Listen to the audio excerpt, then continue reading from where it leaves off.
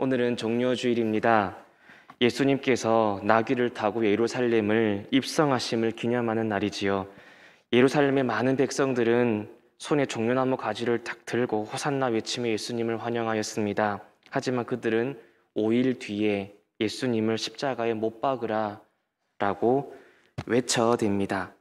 자신들이 원하는 예수 메시아일 거라 생각했는데 예루살렘에서 예수님의 행적은 그들이 원하는 메시아가 아니었던 거죠. 그들은 실망하였고요, 원망하였고 살기를 품었습니다. 그들의 믿음은 무너졌고 병들기 시작합니다. 우리도 때로는 실망할 때가 있고 무너질 때가 있고 병들 때가 많습니다. 그런데 문제는 이렇게 무너지고 병들어 가는데도 깨닫지 못하고 오히려 내 믿음은 문제없어 라고 생각할 때가 많다는 것이지요. 따라서 우리의 믿음이 건강한지 건강하지 않는지 그 정확한 지표가 기준이 필요합니다. 무엇보다 우리의 믿음이 분량이 다 다르고요. 하나님에 대해서 무엇을 믿는지 상대적이고 주관적일 때가 많습니다. 따라서 우리가 무엇을 믿어야 하는지에 대한 정확한 지표도 필요한 법입니다. 다시 말하면 우리가 무엇을 믿어야 하는지에 대해 성경의 가르침을 알고 우리 각자의 믿음이 지금 내 방향이 어떠한 방향으로 가고 있는지, 내 믿음이 지금 건강한지 아닌지를 깨닫고 믿음을 점검하며 살아야 한다는 것입니다. 그렇지 않으면 예루살렘의 백성들처럼 내가 원하는 바만 믿으려 하다가 실망하고 원망하게 된다는 겁니다. 우리가 매주일 예배를 드릴 때마다 우리가 고백하는 것이 있습니다. 그것이 무엇입니까? 사도신경입니다.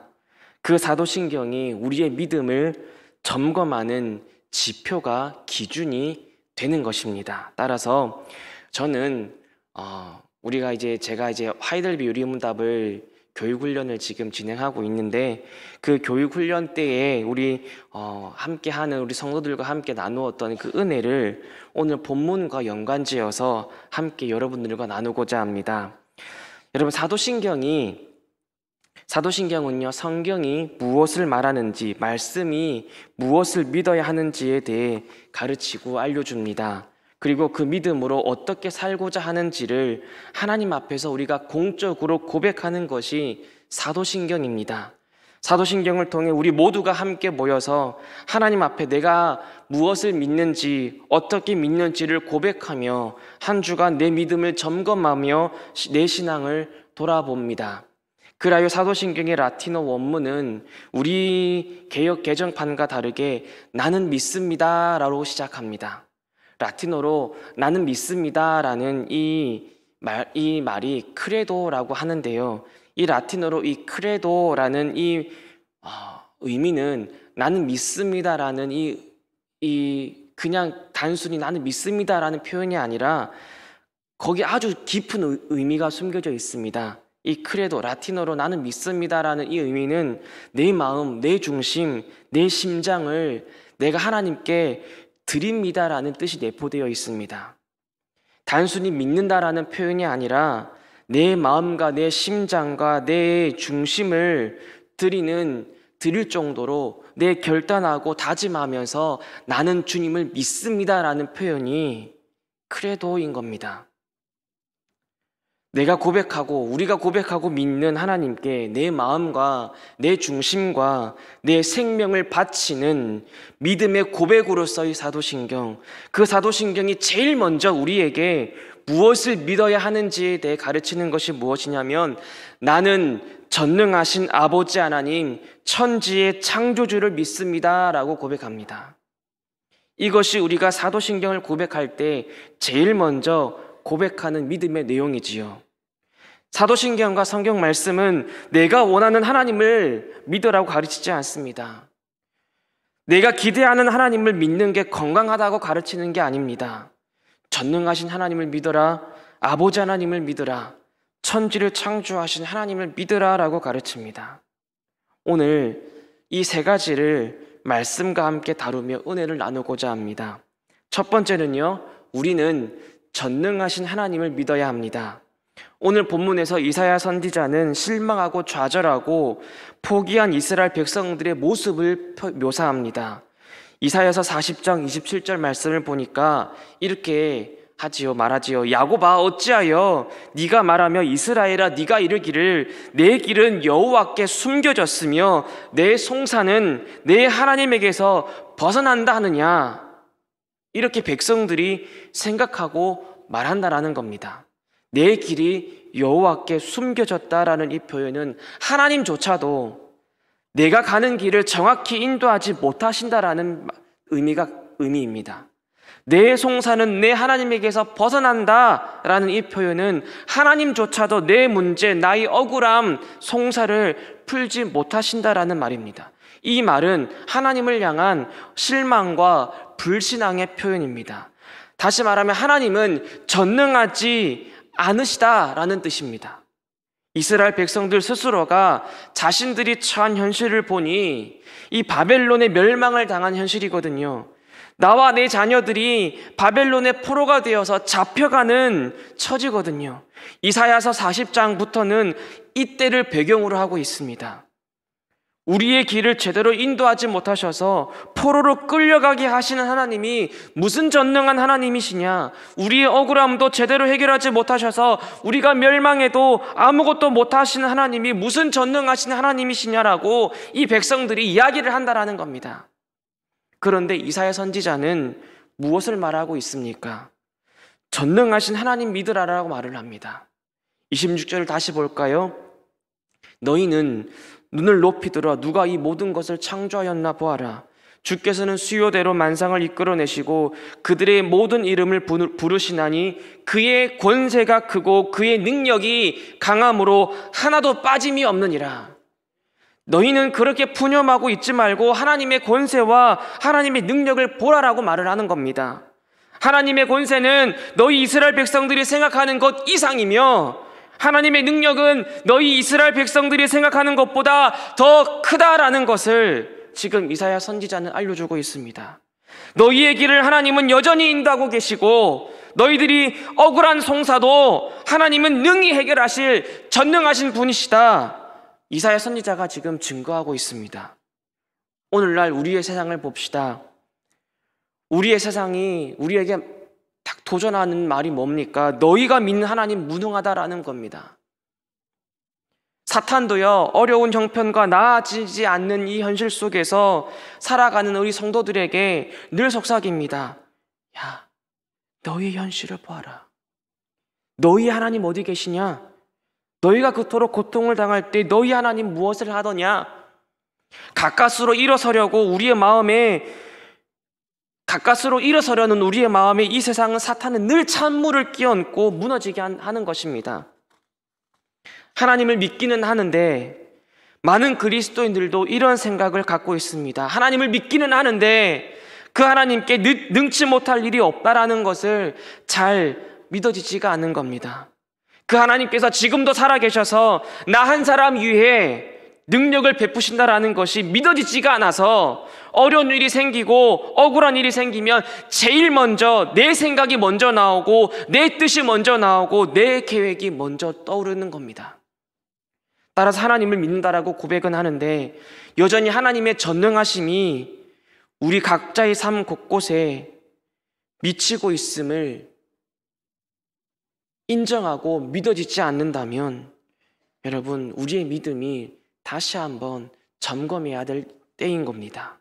따라서 사도신경은요 제일 먼저 우리에게 고백하기를 요청하는 것이 무엇이냐면 나는 전능하신 하나님을 믿습니다라는 겁니다. 세상은 우리를 향해 너희가 믿는 하나님이 무능하다라고 말하고 우리의 믿음을 나약하게 할 때에도 우리조차도 하나님께서 아무것도 하지 아니하시는 것만 같은 때에도 그런 급박한 상황, 정말 억울하고 원통한 그런 상황 속에서 내가 그토록 믿고 붙잡고 있던 그 하나님께서 아무런 역사를 하지 아니하시는 것과 같이 느껴질지라도 내가 먼저 하고자 하는 그 내 생각과 내 뜻과 내 계획을 다 내려놓고 우리가 고백해야 될 신앙 고백은 그럼에도 불구하고 그리하지 아니하실지라도 나는 전능하신 하나님을 믿습니다. 그럼에도 불구하고 그래도 내 마음, 내 중심, 내 심장을 전능하신 하나님 앞에 다 들이밀어야 한다는 겁니다. 우리 한번 이렇게 다 같이 고백해 볼까요? 나를 향하신 하나님의 권세는 크시다. 나를 향하신 하나님의 능력은 강하시다. 나는 그럼에도 불구하고 전능하신 하나님을 믿습니다. 아멘. 이것이 어떠한 상황과 형편에서도 흔들리지 않는 믿음의 지표가 되기를 소망합니다. 그리하여 전능하신 하나님을 굳게 믿어서 내 삶에 살아 역사하신 하나님의 전능하심을 목도하며 살아가는 복된 우리 모두가 되기를 주님의 이름으로 축복합니다. 두 번째로 우리는 아버지 하나님을 믿어야 합니다. 우리가 두 번째로 읽은 이 마태복음 10장 29절부터 31절은 예수님께서 이렇게 말씀하시는 겁니다. 얘들아, 작은 참새가 사고 팔리는 것마저도 너희가 믿는 하나님 아버지의 허락이 있어야 한다면 하물며 참새보다 훨씬 귀한 너희를 하나님 아버지께서 지키시고 돌보시지 아니하시겠느냐? 예수님의 이 말씀은 무엇이겠습니까? 결국 그 하나님 믿어야 한다라는 것을 말씀하시는 것이 아닐까요? 마태복음 10장은요, 예수님께서 12명의 제자들을 부르시고 그들을 전도하시도록 각 동네로 보내시기 직전에 하신 말씀입니다. 그런데 예수님께서 제자들을 동네로 전도하도록 보내시는 것은 예행 연습입니다. 곧 예수님이 죽으시고 부활하시고 승천하신 후에 이들은 온갖 핍박과 고난 속에서 주의 복음을 증거해야 할 사명을 감당하는 사도로서 살아갈 것이고 죽을 것입니다. 그때를 대비하여 예수님께서는 미리 이 전도를 할 수 있도록 연습시키십니다. 때문에 마태복음 10장 전체를 걸쳐서 예수님께서는 아주 심오한 말씀을 곳곳에 하십니다. 내가 너희를 보냄이 양을 이리 가운데로 보냄과 같도다. 사람들을 삼가라. 그들이 너희를 공회에 넘겨주겠고 채찍질하리라. 너희가 나로 말미암아 총독들과 임금들 앞에 끌려가리라. 너희가 내 이름으로 말미암아 모든 사람에게 미움받으리라. 이런 의미심장한 말씀을 이 마태복음 10장 곳곳에 예수님께서 하십니다. 그 말씀하신 이후에 오늘 본문에서 예수님께서는 얘들아, 그럼에도 불구하고 너희 하나님 아버지께서는 너희를 지키시고 돌보신다, 이것을 말씀하고 계시는 겁니다. 사명을 감당하는 자는요, 때로는 이리 가운데 보냄을 받을 때가 있습니다.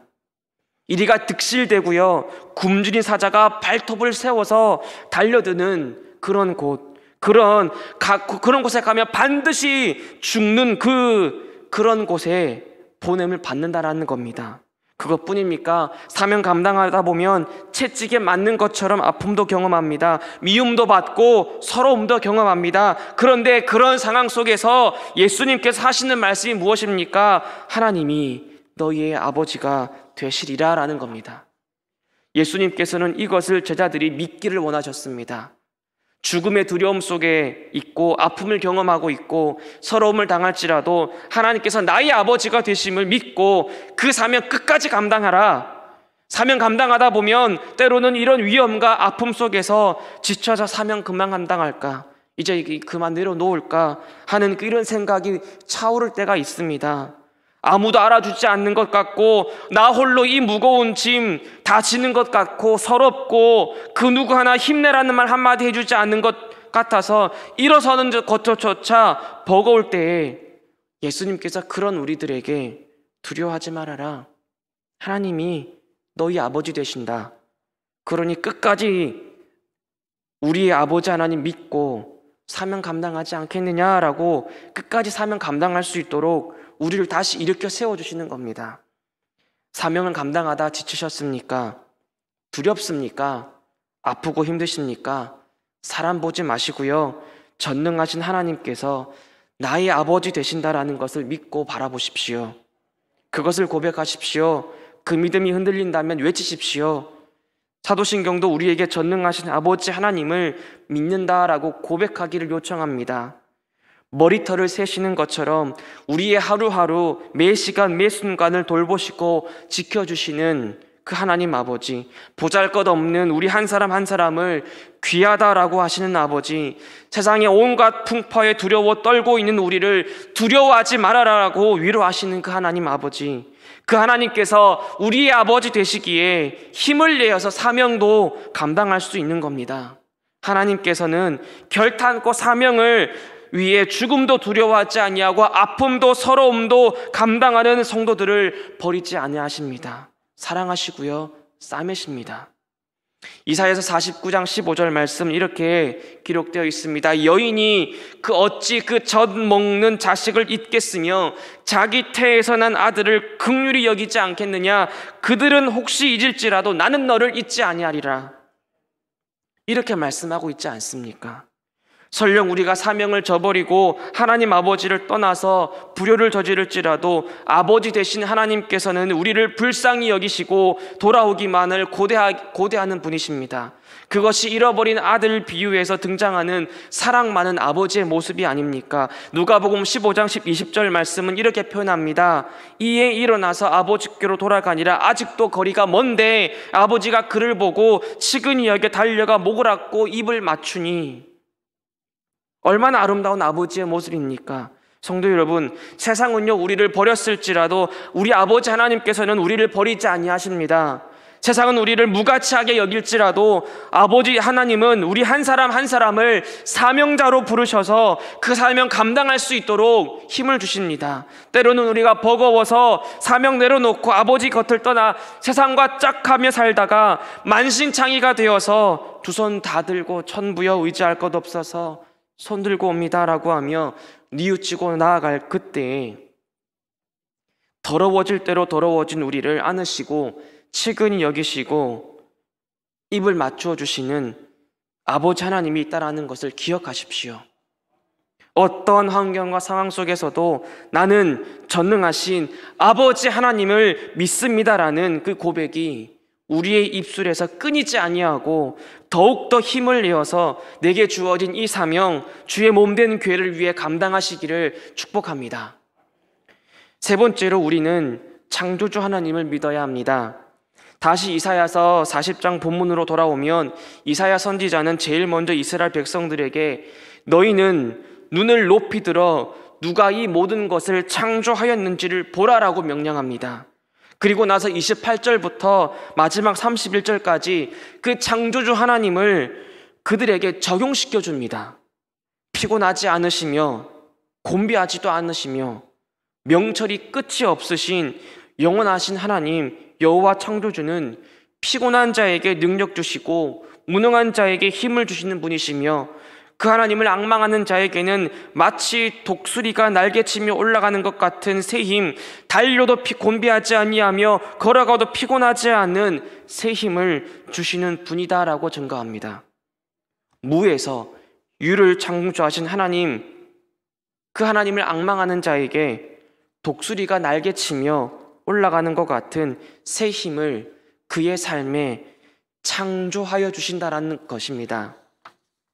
전능하신 하나님, 우리 아버지께서 그 전능하심으로 천지를 창조하셨기에 능히 우리의 삶에도 새 일을 행하시고 사막과 강물과 비를 내셔서 길을 내시고 우리의 앞을 가로막는 홍해도 다 열어주신다라는 겁니다.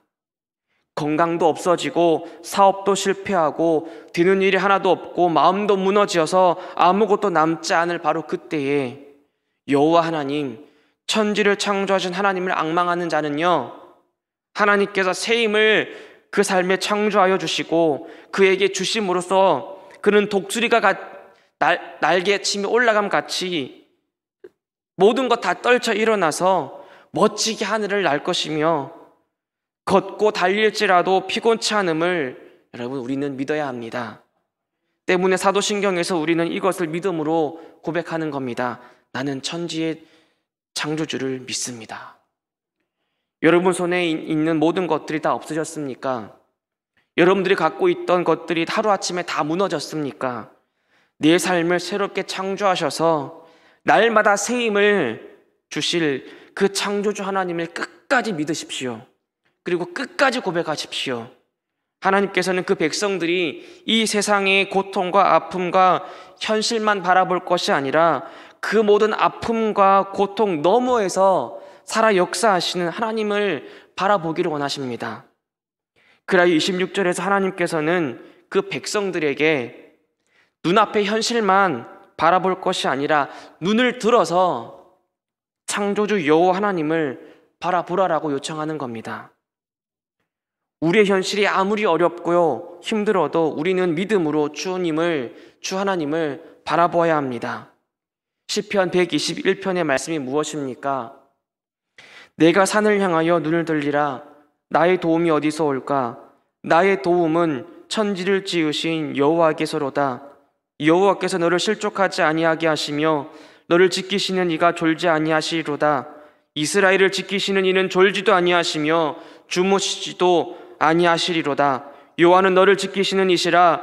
여호와께서 네 오른쪽에서 네 그늘이 되시나니 낮의 해가 너를 상하지 아니하게 하지 아니하며 밤의 달도 너를 해치지 아니하리로다. 여호와께서 너를 지켜 모든 환난을 면하게 하시며 또 네 영혼을 지키시리로다. 여호와께서 너의 출입을 지금부터 영혼까지 지키시리로다. 이 얼마나 확신에 찬 고백입니까? 여러분, 이것이 우리의 고백이기를 소원합니다. 어떠한 순간에도 우리의 눈은 천지를 지으신 여호와 하나님 바라보기를 원합니다. 어떤 환경에서도 우리의 입은 이러한 믿음의 고백이기를 축복합니다. 이것이 여호와를 앙망한다라는 의미입니다. 오늘 본문 이사야서 31절에서 보면 오직 여호와를 앙망하는 자라고 할 때에 이 앙망하다라는 이 표현을 히브리어 원문으로는 기다리다, 참는다, 소망한다라는 의미입니다.